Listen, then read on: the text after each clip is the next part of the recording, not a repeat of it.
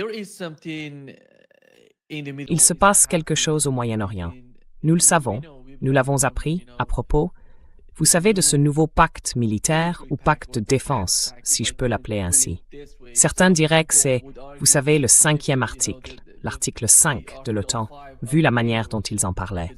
Entre l'Arabie saoudite, la Turquie et le Pakistan, ils se rapprochent et signent ce nouveau pacte de défense. Ou peut-être peut-on l'appeler un pacte de sécurité, d'une certaine manière. Et il semble qu'ils voulaient que l'Égypte en fasse partie. Et récemment, vous savez, les informations disent qu'ils ont fourni à l'Égypte de fausses informations, de faux renseignements, pour voir quelle serait la réaction de la part d'eux. Mais Al-Sisi, lui, ils ont estimé qu'il partageait ces informations avec les États-Unis.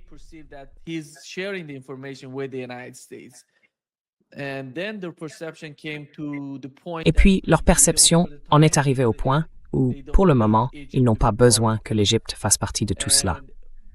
Et vous, Paul, comment le comprenez-vous? Il y a en quelque sorte deux conceptions de ce pacte militaire. L'une affirme qu'il s'agit entièrement de l'Iran, du Yémen, et d'agir contre l'Iran, le Yémen, et les actions de résistance iranienne en Iran, si l'on peut le dire ainsi. L'autre conception affirme que c'est dirigé contre Israël et contre ce qu'Israël cherche à faire en Asie occidentale. C'est nouveau, Paul. Nous n'avions jamais vu cela avant que cette guerre ne commence entre l'Iran et les États-Unis.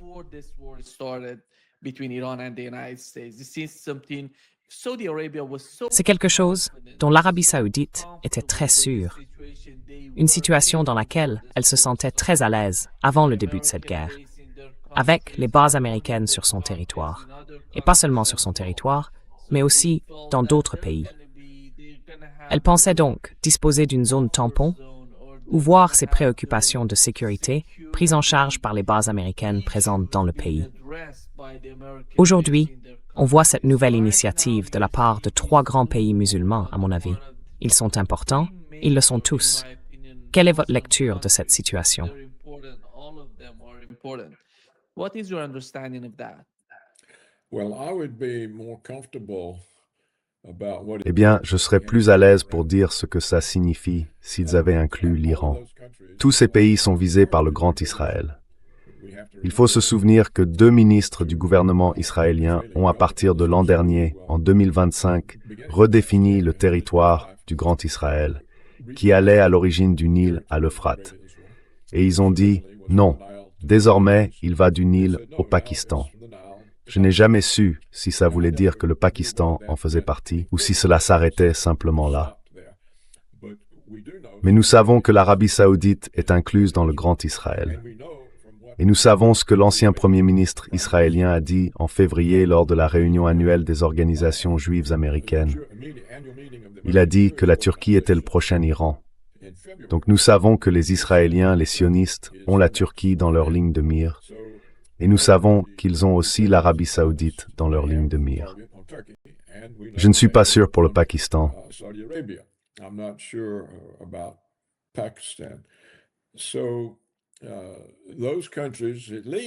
Ces pays-là devraient donc au moins savoir qu'Israël est contre eux et que cela signifie les États-Unis. Il n'est donc pas concevable, si les Saoudiens ont la moindre intelligence, que l'Arabie saoudite compte sur la protection américaine, alors que l'Arabie saoudite fait partie du Grand Israël, et que la fonction principale de la politique étrangère américaine, depuis 26 ans, a été d'établir le Grand Israël pour Israël. Et si les Turcs sont attentifs, alors ils savent, comme moi, ce que l'ancien Premier ministre israélien a dit aux organisations juives américaines, que la Turquie est la prochaine cible après l'Iran. Ils doivent donc savoir qu'ils ne peuvent pas compter. La Turquie ne peut pas compter sur l'OTAN et l'Arabie saoudite ne peut pas compter sur Washington. On se dirait donc d'accord, ils comprennent qu'ils ont un ennemi commun et ils se sont alliés au Pakistan, qui possède des armes nucléaires.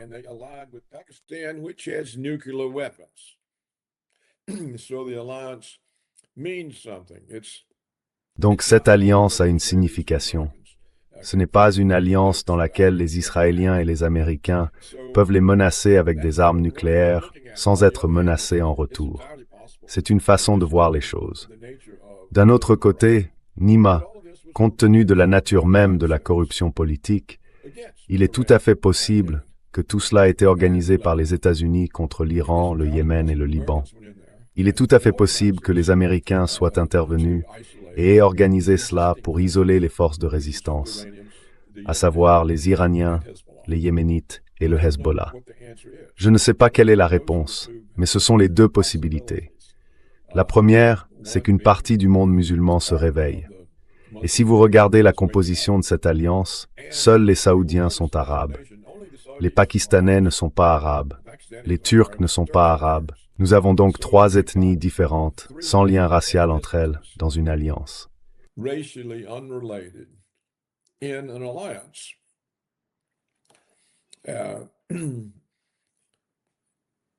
We don't know whether they realize the threat. Nous ne savons pas s'ils se rendent compte de la menace à laquelle ils font face, et s'ils comprennent que l'Amérique est leur ennemi, parce que l'Amérique est la marionnette d'Israël sioniste. Ou bien si, une fois de plus, les Américains les ont devancés avec des sacs pleins d'argent et ont acheté une alliance pour aider à contenir les résistants, qui sont peu nombreux. Je ne connais pas la réponse. Le temps dira si cette alliance peut tenir. Nous savons que, immédiatement, si ce n'est pas une alliance créée par les Américains, Washington se mettra aussitôt au travail pour essayer de la dissoudre. Ils feront tout pour essayer de la dissoudre.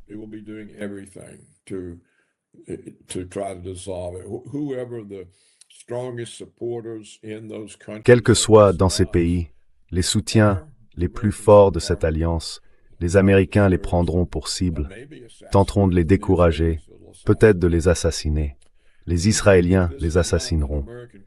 Si cette alliance n'a pas été créée par les Américains pour contenir l'Iran, les Américains agiront contre elle, et les Israéliens aussi. Alors il faudra voir. Cela nous le dira. Si nous voyons des membres de cette alliance attaquer, des personnes qui soutiennent cette alliance en Arabie Saoudite, au Pakistan et en Turquie, si nous les voyons attaquer ou en difficulté, nous pourrons savoir qui l'a formé. Pour le moment, je n'en ai pas la moindre idée.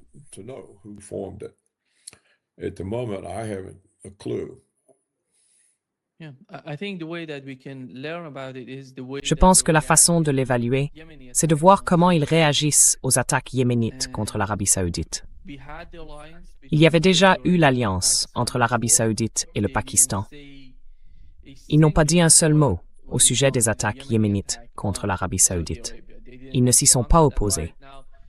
Et là, le jour même où ils ont signé l'accord, dans la nuit, nous avons de nouveau vu des attaques yéménites contre l'Arabie saoudite. Et ils n'ont rien mentionné. Il n'y a eu aucune réaction de la part de la Turquie et du Pakistan. L'autre point, Paul, c'est le Yémen. La manière dont le Yémen a réagi à cela m'a intéressé. Ils ont dit à la Turquie, « Vous pensez que si Israël vous attaque, l'Arabie saoudite va vous aider? Ce sera nous, le Yémen, qui vous aiderons. Ce ne sera pas l'Arabie saoudite. » Et soit dit en passant, c'est un argument valable, à mon avis.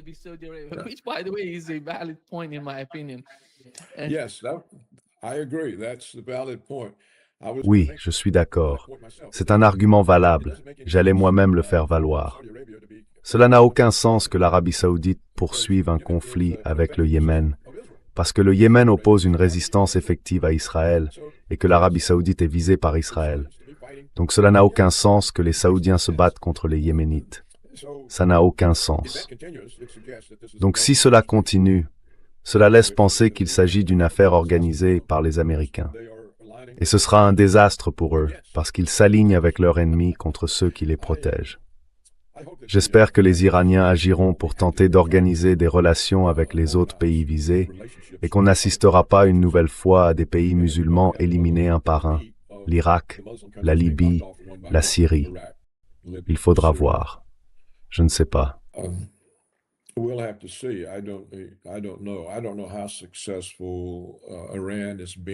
Je ne sais pas dans quelle mesure l'Iran réussit ses discussions avec Oman sur le contrôle du détroit d'Ormuz.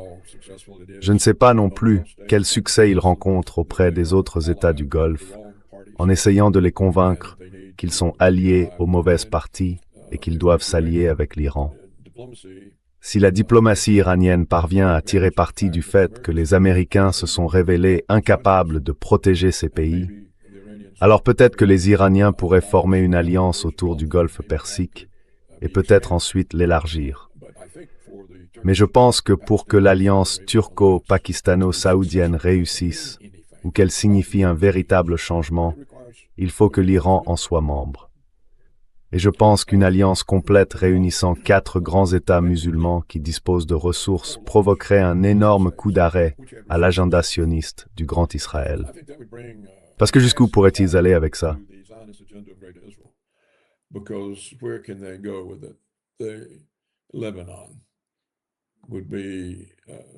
Le Liban serait la seule cible des Israéliens.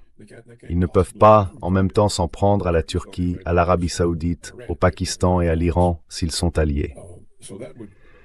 Donc cela mettrait en échec le projet sioniste du Grand Israël, tout comme une alliance entre l'Iran, la Chine et la Russie. Cette alliance n'a pas vu le jour parce que les 3 dirigeants n'ont pas été capables de prendre la mesure de la situation. Je ne sais donc pas dans quelle mesure les Turcs, les Saoudiens et les Pakistanais comprennent la situation réelle, ou s'ils pensent que le danger, c'est le Yémen et l'Iran. En fait, je ne me souviens plus lesquels de ces pays sont sunnites et lesquels sont chiites, et cela joue peut-être un rôle. Vous savez, nous en avons déjà parlé. La fracture au sein de l'islam remonte au 7e siècle. Cela peut donc rendre toute action rationnelle impossible. Je ne sais tout simplement pas. Rational action impossible. I just don't know. Maybe you know which country. Peut-être que vous savez quel pays est lequel. Et s'il... Je pense que ces frontières qui ont été définies pendant si longtemps entre chiites et sunnites, elles sont en train de s'effacer, Paul. Elles ne sont plus là. On les distingue à peine. Par exemple, la Turquie n'est pas tant que ça sunnite dans ses positions politiques, ni chiite dans ses positions politiques. Elle est essentiellement musulmane. Je parle de l'opinion publique en Turquie. Je ne parle pas des dirigeants. Les dirigeants, nous les connaissons, ainsi que leurs réactions, mais je parle de l'opinion publique en Arabie saoudite, au Koweït, à Bahreïn, en Iran. Dans l'ensemble, on ne voit plus autant de frontières définies entre les gens, au sein des gens, au sein de la société. Ces frontières s'effacent, et c'est très important. C'est le résultat, Paul, de ce qui s'est passé à Gaza, en Palestine. C'est littéralement le résultat de ce qui s'est passé là-bas.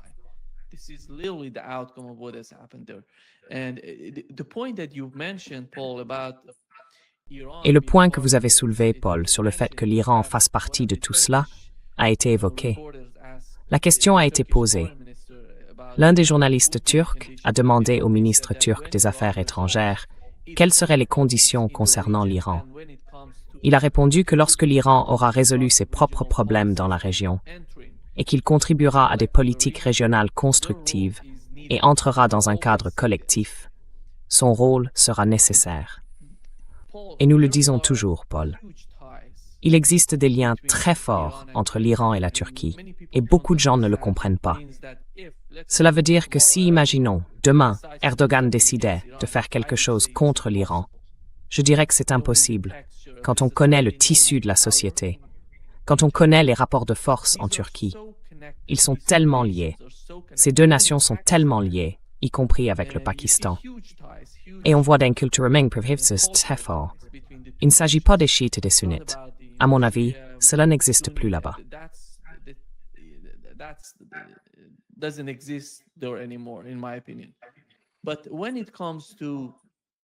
Mais quand on parle de la politique de Trump, Paul, il a 2 options en ce moment. Ces 4 derniers jours, cette dernière semaine, on a appris que le général King est sorti pour dire qu'il lui fallait une sorte de porte de sortie. On a vu les reportages de CNN, de Reuters. Ils parlent de munitions, de tous ces chiffres techniques sur l'armée. Et de l'autre côté, il y a le cas du détroit d'Ormuz, qui est la question la plus importante en ce moment. Hier, le Wall Street Journal a rapporté que Donald Trump, s'il parvient à rouvrir complètement le détroit d'Ormuz, va déclarer victoire et quitter la région.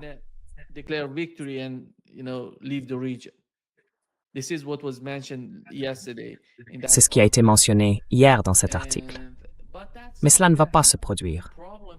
Le problème, vous voyez, c'est que l'Iran est en train de finaliser les discussions avec Oman et qu'ils vont mettre en place un nouveau mécanisme pour le détroit d'Ormuz. Ils définissent de nouvelles routes pour le détroit d'Ormuz. Les anciennes routes n'existent tout simplement plus. Ils redéfinissent les aspects techniques. Ils se parlent. Mais Donald Trump et les États-Unis ne participent pas à ces discussions. Rien du tout. Ils ne savent pas ce qui se passe. Peut-être que les Omanais informent les États-Unis. Nous ne le savons pas. Mais au final, il n'y a pas de discussion entre les deux parties, l'Iran et les États-Unis.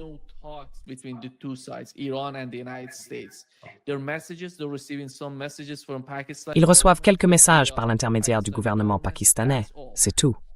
Et il ne semble pas que ce soit pour tout de suite. Je ne sais pas si vous avez vu l'annonce ou la déclaration du Conseil suprême de la sécurité nationale en Iran hier. En gros, il relie tous ces éléments entre eux. La Palestine, le Liban, le Yémen, l'Irak, tous avec l'Iran, tous ensemble. Sans une sorte d'accord global, il n'y aurait pas de réouverture du détroit d'Ormuz. Voilà les difficultés auxquelles Donald Trump est confronté. Quelle est votre compréhension de la situation à l'heure actuelle?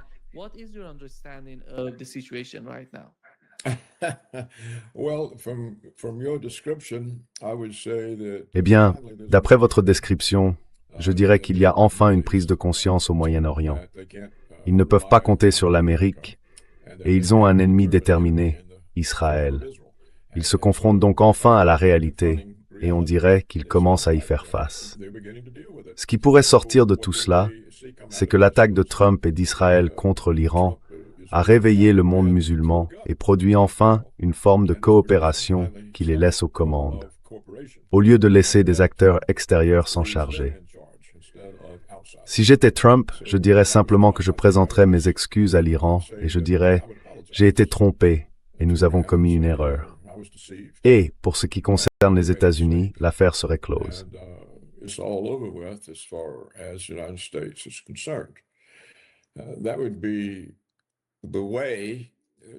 Ce serait une façon de sortir de ce conflit, de laisser le Moyen-Orient aux mains des peuples du Moyen-Orient, sans que les États-Unis restent un ennemi permanent, susceptible de subir de diverses manières les conséquences de flux pétroliers allant dans le mauvais sens. Je pense que Trump ne peut pas gagner ça par la voie militaire. Et je pense qu'il devrait simplement dire qu'il a commis une erreur, que c'était une erreur regrettable, et qu'il aurait dû se méfier davantage de Netanyahou. Ce serait une bonne chose. Et cela transmettrait certainement aux Israéliens le message qu'ils sont désormais seuls dans leur projet de grand Israël. Et si les Israéliens comprennent qu'ils n'ont plus Washington pour créer un grand Israël à leur place, ils devront mettre un frein à leurs ambitions et trouver un moyen de s'adapter à la situation.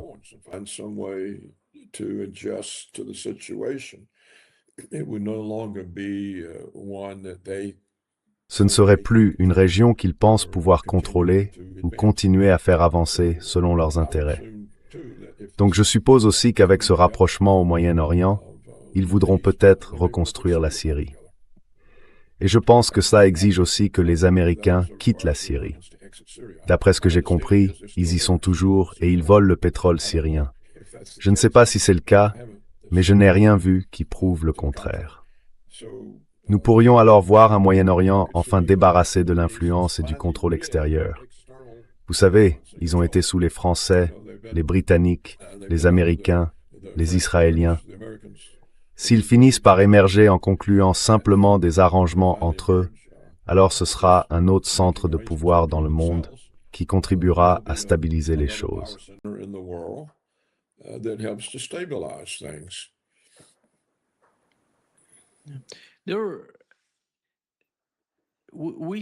On voit là que Donald Trump, vous vous souvenez, la première clause du protocole d'accord portait sur le Liban et sur ce qu'ils font en ce moment.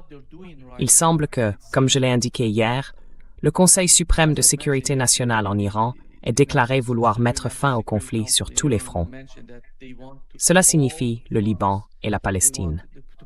Voici donc la solution de Donald Trump pour la Palestine, que le World of Peace, comme vous le savez, a présenté dans un document en 15 points, rejeté hier par Benjamin Netanyahu. Point document, which was rejected by the Benjamin Netanyahu yesterday. He said that I reject this. Il a dit « Je rejette cela. J'insiste sur ce rejet. Personne ne peut faire pression sur moi. » Et comment voyez-vous ce genre de bras de fer? Ce n'est pas un bras de fer, c'est une sorte de rhétorique. Les deux camps essayent, vous savez, de se convaincre mutuellement que la voie à suivre serait plus. Donald Trump essaye de dire que ce plan en 15 points va fonctionner. Et Benjamin Netanyahu insiste sur le fait qu'il ne l'acceptera pas. En quoi cela va-t-il l'aider? Voyez-vous le moment où Donald Trump dit non à Benjamin Netanyahu et finit enfin par faire quelque chose comme ça?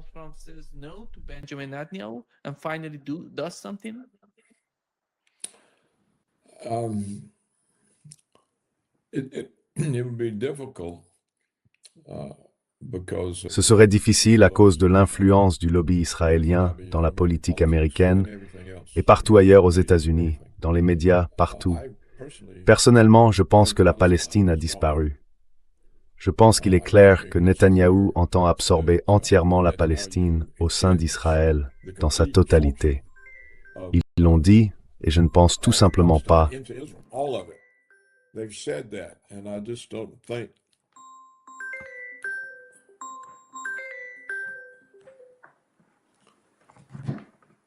I don't think that Trump will. Je ne pense pas que Trump pourra inverser cela. Palestine's gone. Je pense que la Palestine a disparu. Il est trop tard pour sauver la Palestine. Il n'en reste plus rien. C'est horrible. Elle n'est pas occupée. Vous savez, la Cisjordanie existe à peine encore et les colons sont actifs dans ce qu'il en reste. Et aujourd'hui, d'après ce que j'ai compris, les Israéliens occupent 70% de Gaza. Et vous venez de dire que ce sera bientôt 100%. Donc je pense que la Palestine a disparu. Je ne pense pas qu'on puisse ressusciter un pays à partir des décombres et le recréer. Je pense que les Israéliens ont réussi à voler la Palestine. Et je pense que c'est ce que Netanyahou fait comprendre à Trump. C'est à nous maintenant. Oubliez ça. Alors que pourrait faire Trump? This is ours now. You forget it. So what could Trump do? I don't really know. Je ne sais pas vraiment. The Israelis, Les Israéliens utilisent l'argent que Washington leur donne pour acheter le Congrès. it's a money C'est leur système de blanchiment d'argent. appropriation. Chaque année, le Congrès attribue plusieurs milliards de dollars à Israël, et Israël utilise cet argent sous forme de contribution de campagne pour acheter le Congrès. Donc c'est une sorte de blanchiment d'argent. Et les membres du Congrès dépendent de cet argent pour leur campagne politique. Trump est très lié aux sionistes, tout son gouvernement l'est. Les médias américains aussi. American media. Donc la seule chose que Trump pourrait faire, c'est ce que j'ai déjà suggéré. Il devrait simplement dire que l'attaque américaine contre l'Iran était une erreur et qu'il le regrette. The American attack on Iran was a mistake that he regrets. I think that would. Je pense que cela contribuerait largement à régler tous les problèmes, parce que ce serait une déclaration de non-ingérence des États-Unis au Moyen-Orient. Et ce serait une véritable contrainte pour Netanyahou. Il devrait alors s'en accommoder. Je pense que Trump aurait bien moins de succès en entrant en conflit avec Israël sur la Palestine. Il devrait simplement annoncer un retrait et présenter des excuses. Et je pense que ça ferait comprendre aux Israéliens qu'ils ont perdu leur marionnette américaine et que par conséquent, ils vont devoir trouver une forme d'arrangement. And therefore, they're going to have to make some kinds of accommodation. And then the whole agenda of Great Israel has to Et puis tout le projet du Grand Israël doit être abandonné. Je ne pense pas qu'ils rendront la Palestine. Je ne pense pas que la Palestine puisse renaître. Oui, je pense qu'il y a davantage de Palestiniens qui vivent dans des camps de réfugiés en Jordanie et au Liban qu'il n'y en a en Palestine. Je pense qu'il y a, disons, 3 générations de ces gens. Donc il est trop tard pour sauver la Palestine. C'est mon avis.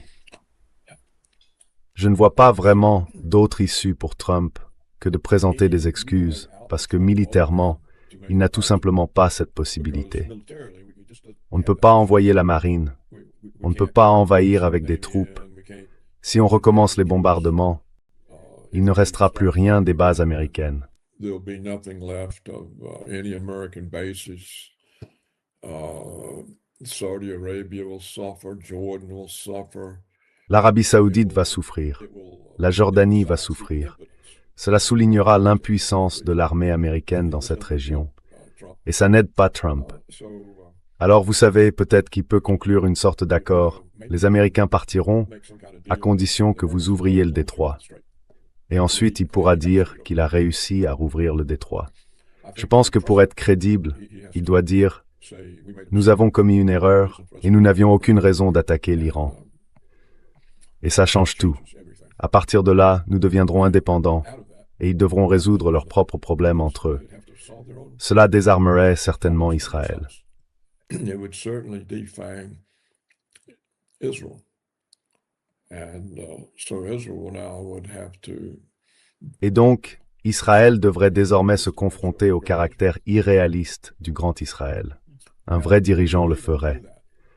La question est de savoir si Trump est un vrai dirigeant, parce que c'est une situation qui améliorerait les choses pour tout le monde, y compris pour les Israéliens.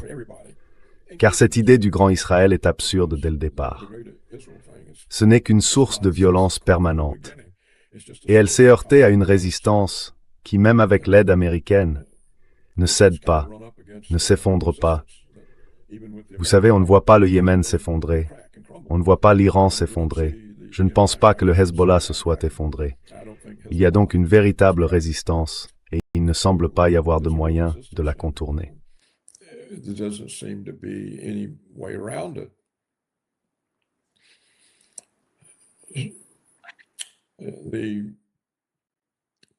The hubris that La démesure qu'incarne Trump est dangereuse pour le monde entier, et elle est dangereuse pour l'Amérique. Revenir là-dessus serait une immense amélioration pour la sécurité du monde et pour la réduction de l'agressivité. Je pense que si Trump fait ce genre d'annonce en disant que c'était une erreur d'attaquer l'Iran, il ne faudra pas longtemps avant qu'il dise la même chose à propos de la Russie. C'était une erreur, pour nous, d'essayer de déstabiliser la Russie par une guerre utilisant l'Ukraine comme mandataire. Et on pourrait arrêter toutes ces folies. Il y a beaucoup de problèmes dans le monde qui jouent contre tout le monde. Rien que les restrictions énergétiques imposées à l'Europe, elles étranglent l'industrie en Europe, elles étranglent l'emploi, le niveau de confort.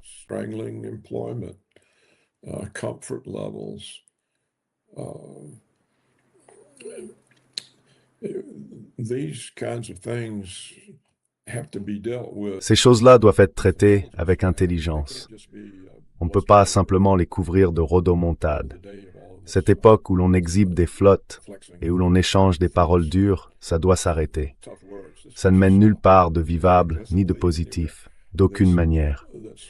Et il n'y a aucune excuse à la tolérance de la violence israélienne. Il n'y en a tout simplement aucune. Donc il faut y mettre un terme. Et tant que Netanyahou pensera, nous avons les Américains. Ils ne peuvent pas nous échapper. Nous avons très soigneusement verrouillé chaque institution américaine, et ils ne sont même pas un pays souverain. Tant que Netanyahou pensera cela, il n'y aura aucune contrainte sur Israël.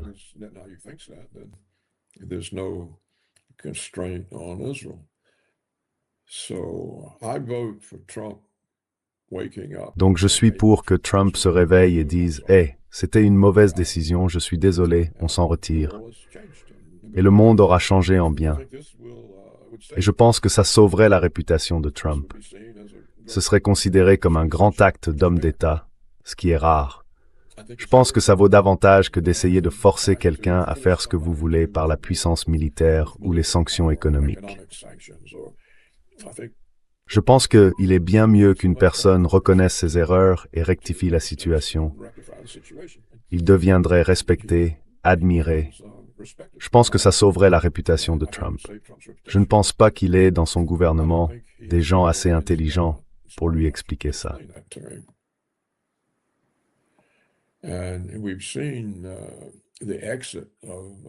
Et nous avons vu partir des gens comme Tulsi Gabbard et Bondi, le genre de personnes qui avaient un peu de bon sens. Or, nous n'en avons tout simplement pas beaucoup de ce genre dans l'administration Trump. Alors, qui le lui explique? Et bien sûr, les médias américains ne l'expliquent pas. Les conservateurs ne sont pas bons pour expliquer les choses. Donc on verra. Il se pourrait bien que ce nouveau pacte, s'il est réel, ce pacte entre le Pakistan, l'Arabie Saoudite et la Turquie, s'il est réel, prenne de l'ampleur, parce qu'il le doit, s'il est réel et que ce n'est pas une orchestration américaine. Alors peut-être que ça suffit, Nima. C'est un nouveau développement. Ça aurait été très surprenant il y a 1 ou 2 ans, n'est-ce pas? Et c'est, je suppose, une conséquence du chaos que Trump et l'Occident ont provoqué. It's a, I suppose, consequence of the mess that Trump and Israel have caused.